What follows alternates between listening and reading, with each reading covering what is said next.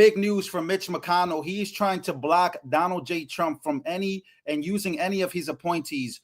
Mitch McConnell says that there will be no recess appointments by Donald Trump. He's trying to block Attorney General. He's trying to block the Attorney General, Matt Gaetz. He's trying to block everybody from going in. Mitch McConnell is corrupt. He's crazy. But this is also Mitch McConnell. Take a look at this guy. He's not even fit to be in office right now to be the Senate Majority Leader for the Republicans. Take a look at this. Did you hear the question, Senator? Running for re-election in 2026? All right, I'm sorry, you all. We're going to need a minute. Senator. Benny.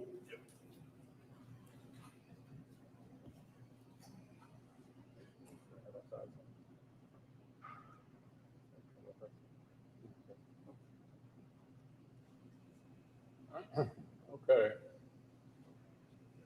That's Mitch McConnell, by the way. Yeah, that's Mitch McConnell trying to block Donald Trump. So once again, look at this. Girth says, if there was any time McConnell should stand up to Trump, it's now. So Democrats are celebrating Mitch McConnell standing to Trump. After 8 years of bowing and scrapping for former President Trump, former minority leader Mitch McConnell says has what may be the last best chance to stand up to Donald Trump, maybe salvage a teensy bit of self-respect for him. So once again, a lot of Democrats are rooting for him to stand in the way of Trump's recess appointments. But Trump has a huge surprise for Mitch McConnell. Once again, McConnell says in a report that he does not want, and there won't be any recess appointments. What are recess appointments? Recess appointments are where if the Senate, if the House does not approve of Trump's picks, Trump will then go into recess and then call off Congress and make them appointees until he calls them back in, which is a way to do these things. But then Mitch McConnell says that's not going to happen. We're not going to have that happen. So, but I have breaking news. Because I'm going to just break it for you. Take a listen. Jeff Clark jump in at breaking. Trump has told Senate Majority Leader Thune that if Matt Gaetz is not confirmed by the Senate, he will appoint him using the Federal Vacancies Reform Act of 1998.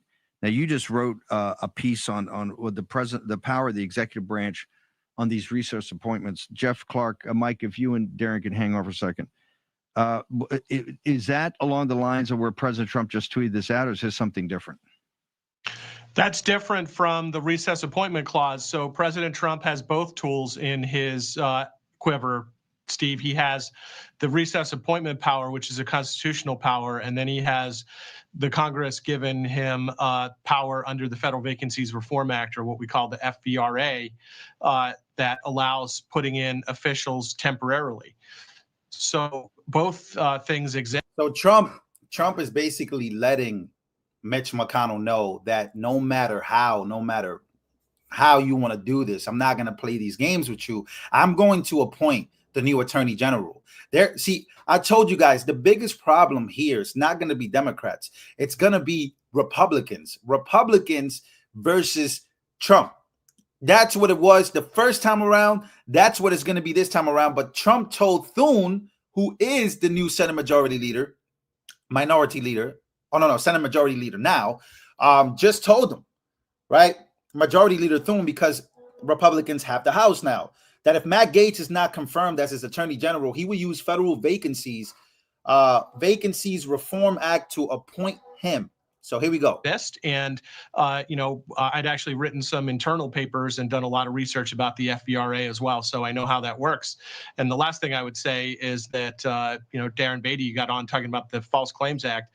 That was the act that the Civil Division administered, which I had charge of during the Trump administration at the end. And also the Civil Division has charge of defending FVRA challenges. And we faced a lot of them against Chad Wolf, especially at the Department of Homeland Security. So this is a key tool that President Trump also has to fill out his cabinet and sub-cabinet. Does your paper, and we'll get it, does your paper and analysis say that basically President Trump can force the hands of both houses of Congress to basically put him into recess, and then he does his recess appointments? I just want to make sure that. Real quick, why should Donald J. Trump, right? Let's just go to the map real quick. Let's go look at the election results real quick. Why should Donald Trump, who got 76.4 million, right? 312 electoral college votes. Why should Donald Trump have to go through this when he broke the record for most votes that a Republican has ever gotten? He broke the record for most votes by a Republican ever. Look at the numbers. Ever, right?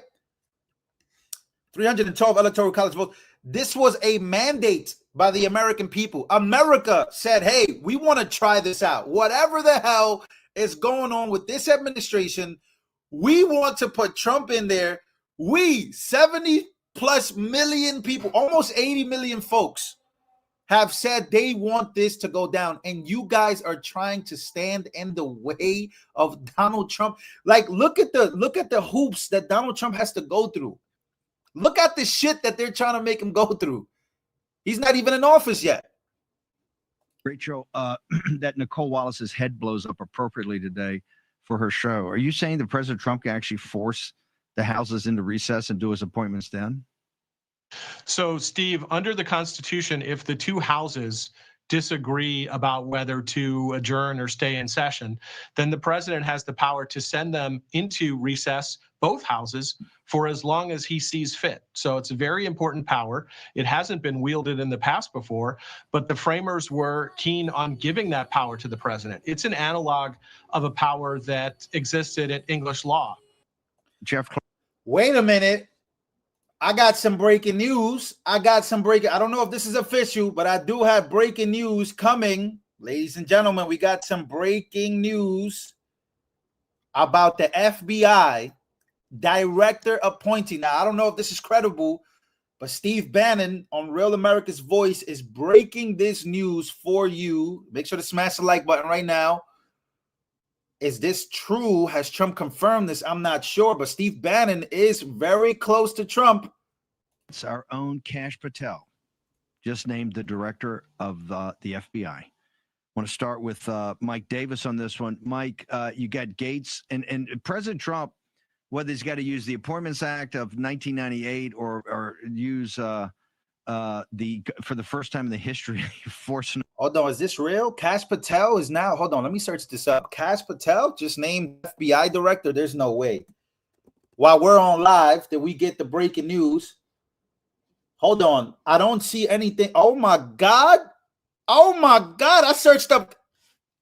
All right, I don't know if this is real, but what a coincidence that I'm live right now with you guys and I'm showing you how the deep state works. Look at this. I don't know if it's official, right? Steve Bannon says it's official, but when you search up Kash Patel's name, right, it says here, former chief of staff of the United States Secretary of Defense. But all these articles from the New Republic, this unqualified MAGA addict might become Trump's FBI director. Salon.com says Kash Patel will be extremely dangerous as FBI director.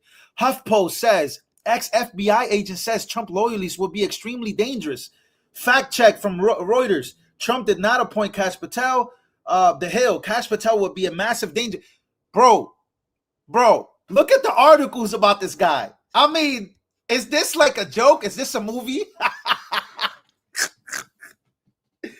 I swear, right? We've watched so many movies in our lifetime where we know that the government has been like the bad guy for a long time and the media is always on their side. But look at the articles being written about this guy. When you search him up, it's hit piece after hit piece. Look at this.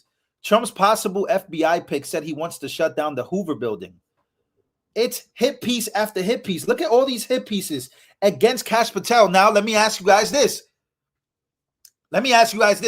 When you see a bunch of hit pieces about somebody, when you search up their name, what does that mean? What does that tell you?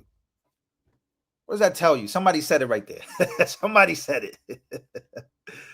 Somebody said that means he's the right pick. If all these articles against him are that he's extremely dangerous, look at this. Massive damage. Kash Patel will do massive damage to the FBI. Trump allies lobby him to fire FBI director early and install loyalist. Kash Patel. Look at this. All the hit pieces are against him. That means that he's the right guy. So that we just get breaking news, that's the real question. I'm not sure if this is confirmed, but let's take a listen. It's our own Kash Patel, just named the director of the FBI. I want to start with Mike Davis on this one. Mike, you got Gates and President Trump, whether he's got to use the Appointments Act of 1998 or use for the first time in the history forcing him into going in recess.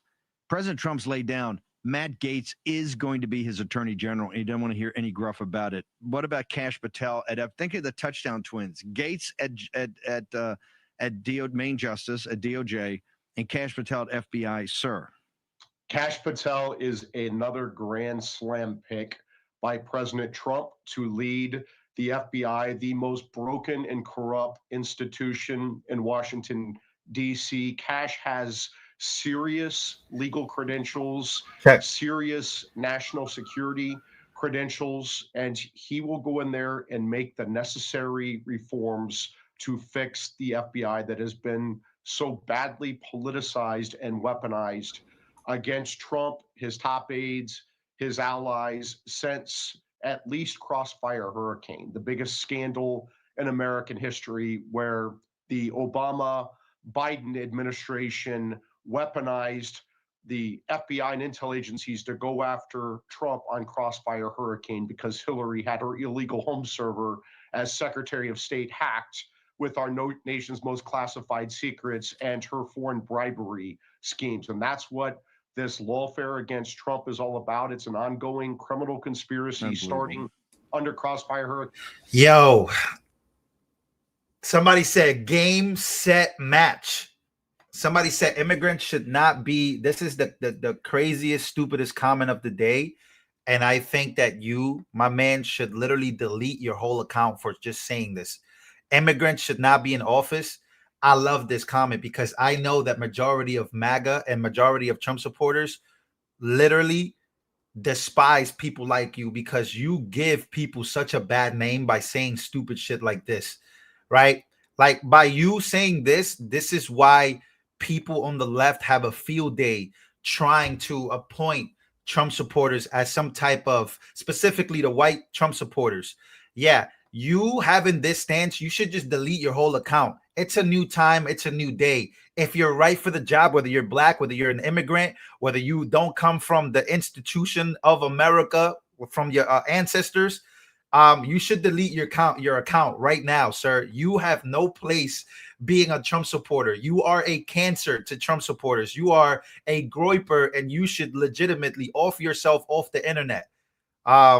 Because MAGA is not that. I promise you. 8,000 people in here right now. I'm pretty sure they think that Kash Patel is right for the job, whether he's immigrants or he's an immigrant or not. And let me tell you something else about America. America is the land of immigrants. America is the land of everybody comes from somewhere else, but it's the ideology that puts us together. The ideology of the first, second, third, fourth, fifth amendment, that doesn't have a color of skin. That legitimately has a mentality. So get up out of here, Martin Miller. You're a Fed. Anyways, big time news. So Kash Patel, I have a video of him. Shall we look at this video real quick? This is who Kash Patel is. The FBI's footprint has gotten so freaking big, and the biggest problem the FBI has come out of its intel shops. I'd break that component out of it. I'd shut down the FBI Hoover building on day one and reopening the next day as a museum of the deep state. And I'd take the 7,000 employees that work in that building and send them across America to chase down criminals. Go be cops. You're cops. Go be cops. Go chase down murderers and drug dealers and violent offenders. What do you need 7,000 people there for? Same thing with DOJ. What are all these people doing here? Looking for their next government promotion, looking for their next fancy government title, looking for their parachute out of government. So while you're bringing in the right people, you also have to shrink government. Yo, that's Kash Patel. Kash Patel, you guys like him? I mean, there's a lot. He wrote a book called Government Gangsters. Look at this. Look. This is how you know. Katie Fang on X says normalizing Trump is a bad idea. All right, so we got breaking news. We got to talk about Kash Patel being appointed, right? Until Trump has to make it official. I don't know if Trump made it official, but I know Steve Bannon said it's official. But there was something big that happened today, right?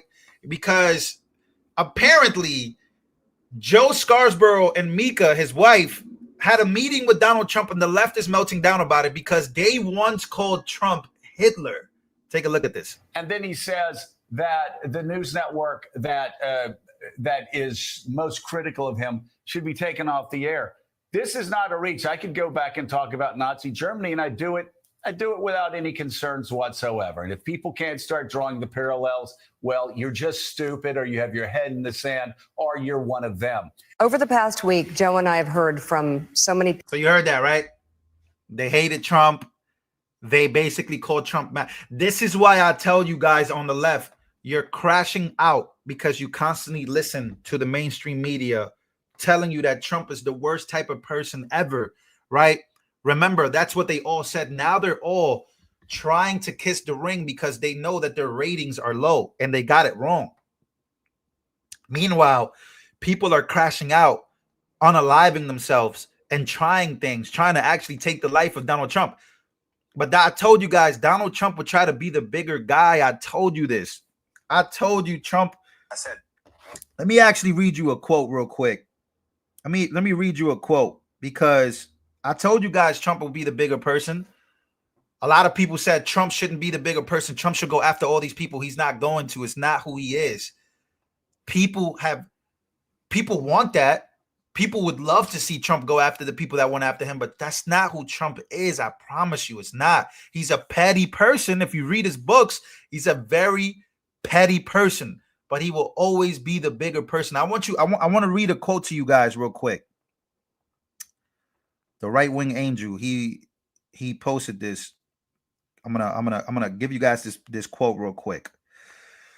He says, and while many others are calling for meetings, I am not looking for retribution, grandstanding, or to destroy people who treated me very unfairly or even badly beyond comprehension. I am always looking to give a second and even third chance, but never willing to give a fourth chance. That is where I hold the line. That's what Trump said, because apparently people are trying to call for meetings with Donald Trump because they are very scared about what he might do, and as they should be. Well, you're just stupid, or you have your head in the sand, or you're one of them. Over the past week, Joe and I have heard from so many people, from political leaders to regular citizens, deeply dismayed by several of President-elect Trump's cabinet selections, and they are scared. Last Thursday, we expressed our own concerns on this broadcast and even said we would appreciate the opportunity to speak with the president-elect himself. On Friday, we were given the opportunity to do just that. Joe and I went to Mar-a-Lago to meet personally with President-elect Trump. Look at that.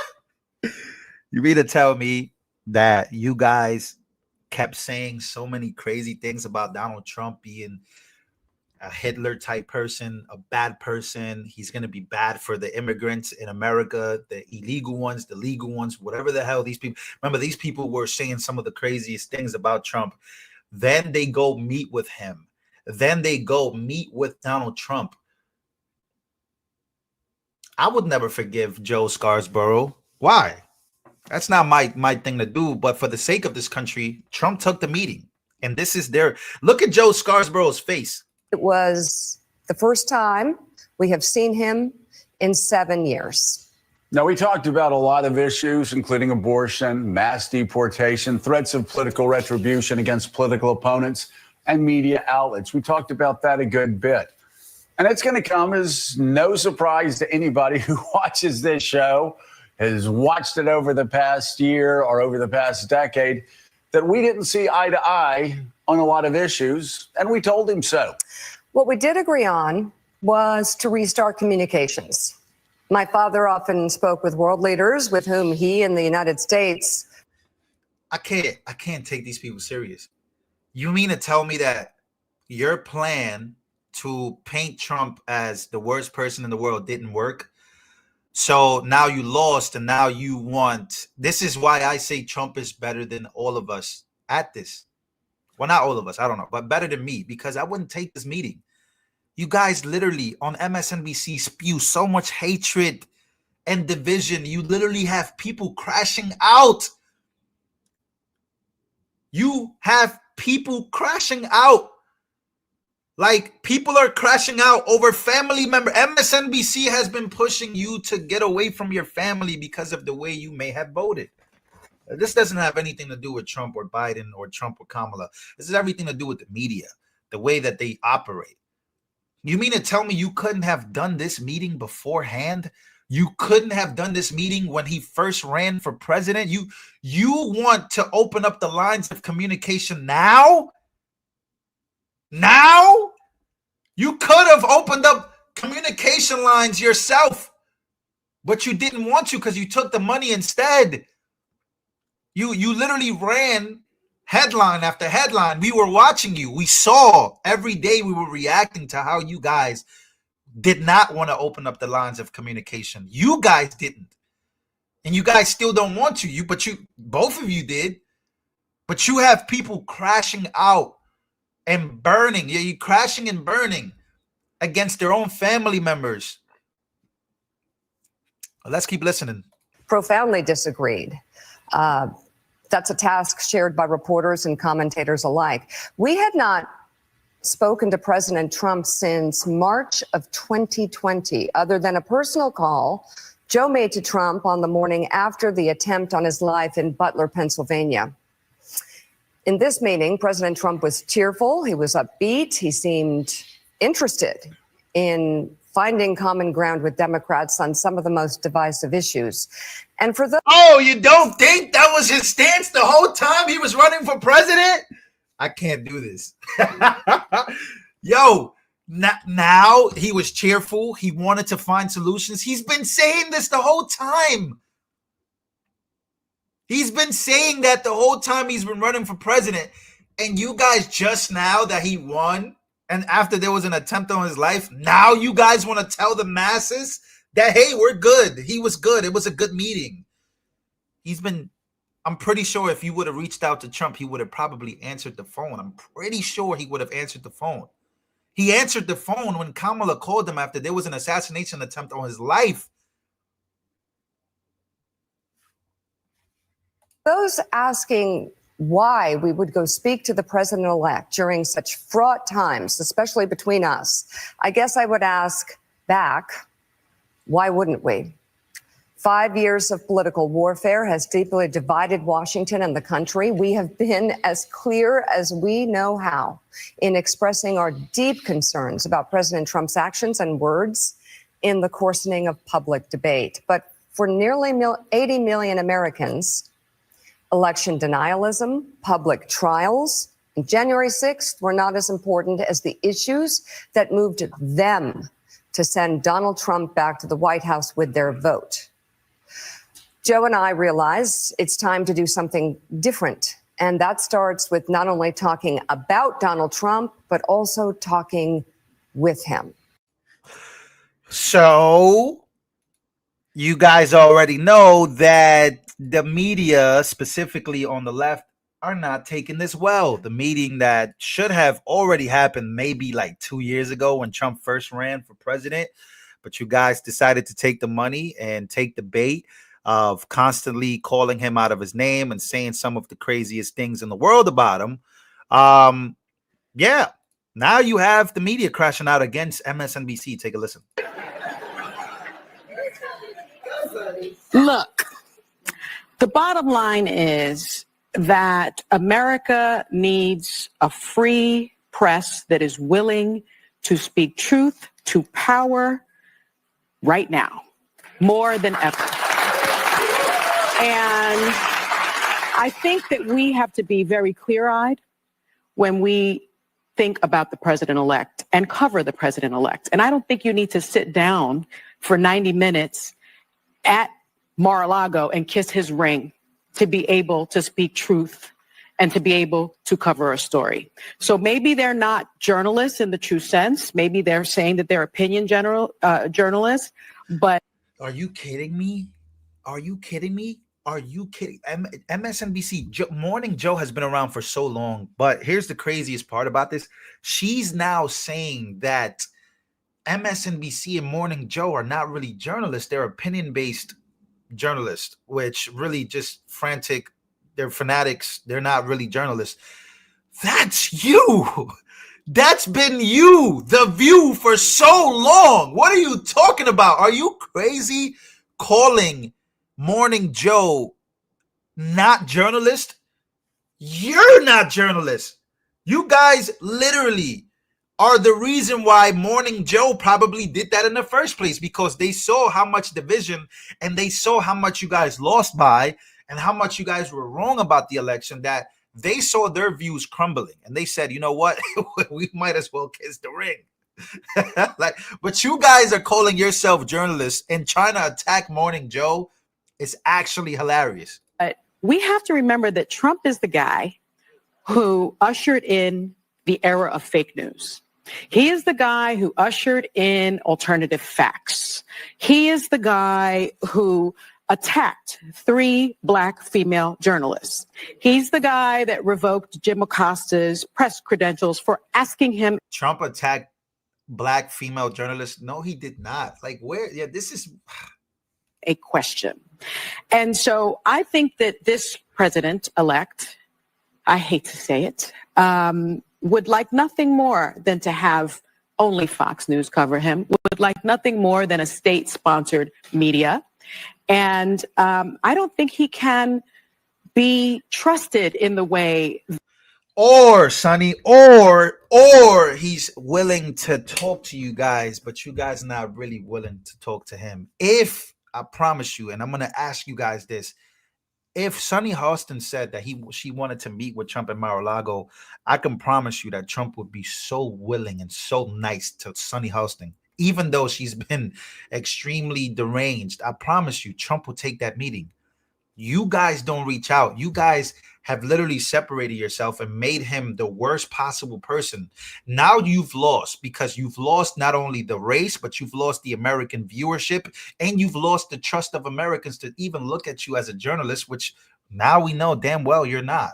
You're literally the opinion-based journalist that you just called MSNBC. But unfortunately, I really do think that Trump would take that meeting. Why? Because he doesn't want to beef with you.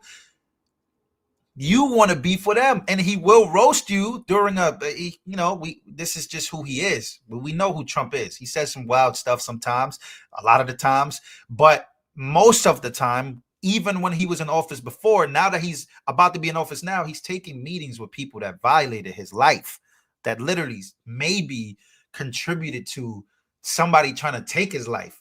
So I don't know. Maybe you should try to reach out, or maybe you should not freak out all the time and make people believe certain things that just are not real, are not really there. Maybe, I mean, that's just the way they look at it, right? The way they're looking at it is as if, oh, you're kissing the ring by going to meet with him. I guess so. Ladies and gentlemen, we got so many breaking news, so many things happening in the world of politics.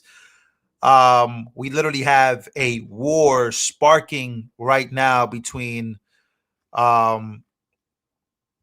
Russia and Ukraine. But we already have that war, but we have a war sparking between NATO, and Russia, where, we have Douglas McGregor says, where is President Trump? This is what we're going to be talking about next on the next show that I do. But he says, where's President Trump? President Biden just announced his plan to trap the American people into fighting a war with Russia that no one in the United States outside of DC beltways wants. So again, we're going to see exactly what Trump is going to say about this, because we have some very, very dangerous times coming in. But we do have a new FBI director. At least we're waiting for Trump to report it. That's going to be something that we're going to be talking about on the next show. So once again, ladies and gentlemen, make sure to smash the like button. I hope you guys enjoyed this show once again and enjoyed the news. I'll see you guys on the next one.